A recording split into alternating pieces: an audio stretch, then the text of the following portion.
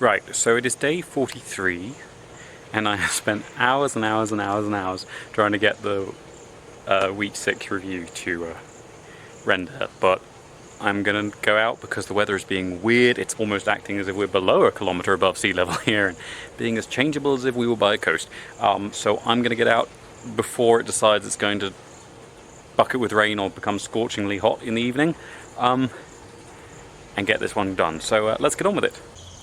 So today's planting is one that I find kind of amusing because you can think of it as sort of the boa constrictor of the plant world, because when I went to look up its Latin name, because I was like, I'm sure I know its Latin name, but I can't think of its Latin name, so I looked at Sabal palmetto, and sure enough, the common name, Sabal palmetto, is the Latin name. It's also called the Florida palmetto, apparently, and the cabbage palm.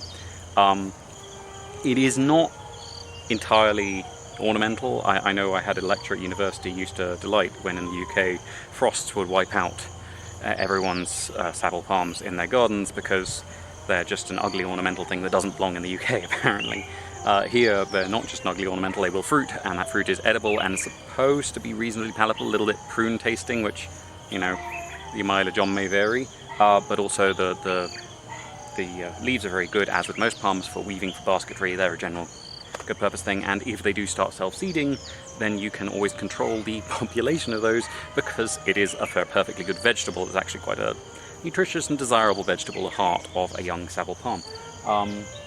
So seeing as I had a couple that had been sort of on very special offer at one of the local nurseries because she was finding she just couldn't shift them and they were taking up too much space, so I got them for $1 a piece, which isn't bad in my view. So I'm putting those in with a couple of dietes. These are two different dietes. One of them I think is native, the other one I'm not sure. I think it's from probably somewhere else in Africa, which are basically a native iris. And some more of the mystery aloe, which I planted by the first Moringa.